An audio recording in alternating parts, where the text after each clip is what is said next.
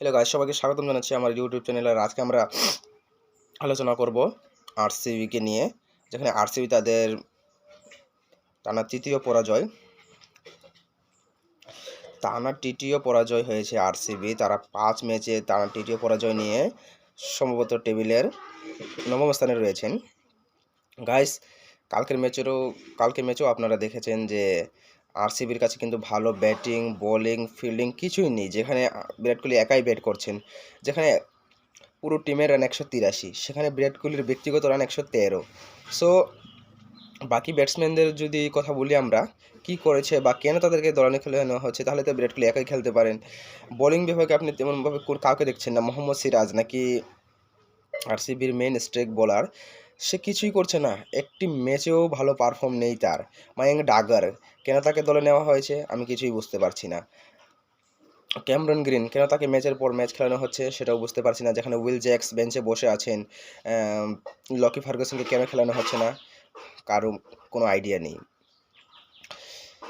এক্ষেত্রে যদি আমরা বলি, কালকের ম্যাচে যখন Virat Kohli Faf du Plessis যখন খেলছিলেন, বা তারপরে আপনি ম্যাক্সওয়েলকে পাঠিয়েছেন, ঠিক আছে, তো ম্যাক্সওয়েল সেভাবে খেলতে পারেননি। কিন্তু আপনি শেষের দিকে ক্যামেরন গ্রিনকে কেন পাঠালেন, যেখানে আপনার কাছে ভালো ফিনিশার হিসেবে দীনেশ কার্তিক রয়েছেন, যিনি নাকি আপনাকে অলরেডি একটি ম্যাচ জিতিয়েছিলেন মহিপাল লোমরুর সাথে। আর সবথেকে বড় অবাকের কথা গাইস, প্লেইং 11-এ যে নাকি মহিপাল লোমরুর ভালো ব্যাটিং করেছেন পরপর দুটি ম্যাচে, তাকে খেলানো হয়নি। একটা চিন্তার ব্যাপার, যেখানে ভালো ব্যাটসম্যান ভালো পারফর্ম করছে তাদেরকে দল থেকে বাদ দেওয়া হচ্ছে। সেটাও কেন, সেটা কারো কোনো আইডিয়া নেই।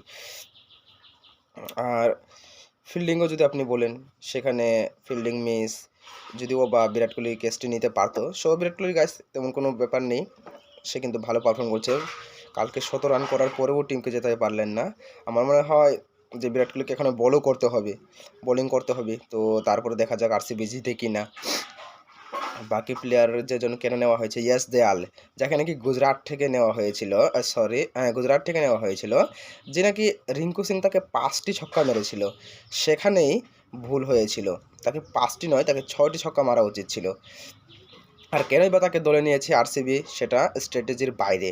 আর টিম ম্যানেজমেন্ট বলুন, কোচিং স্টাফ বলুন, বা যে ওনার বলুন, তারা কি হিসাব করে বা কী চিন্তা ভাবনা করে যে এইসব প্লেয়ারকে দলে নিয়েছেন, সেটা একদম আমার out of knowledge guys.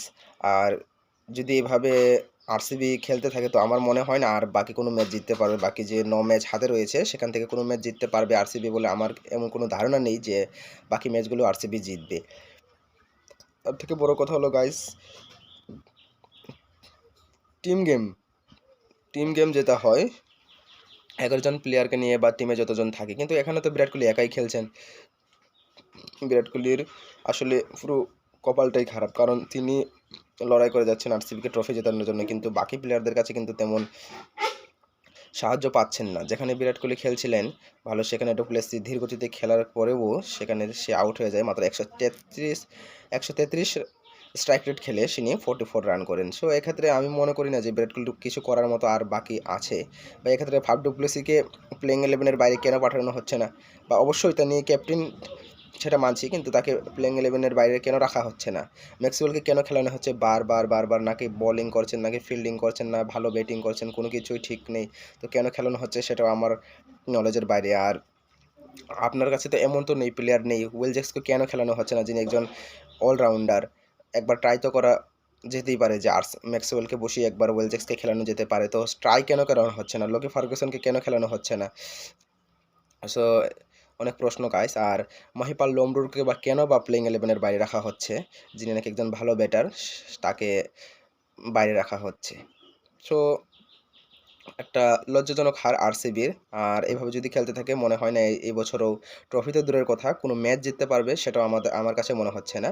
So বিরাট কোহলিকে আর কী করবো, বিরাট কোহলি তো অসাধারণ খেলছেন, তিনি খুব ভালো খেলছেন, কিন্তু আসলে পুরো দলটা তার সঙ্গ দিচ্ছেন না। তো দেখা যাক আরসিবি আর কোনো ম্যাচ জিততে পারে কি না। যদি এভাবে চলতে থাকে, তো অবশ্যই আরসিবি আর ম্যাচ জিততে পারবে না। সো গাইস, চ্যানেলটি যদি বা আবার কথাবার্তা যদি একটু ভালো লাগে থাকে, তাহলে অবশ্যই সাবস্ক্রাইব করে আমাকে সাপোর্ট করুন। Thank you.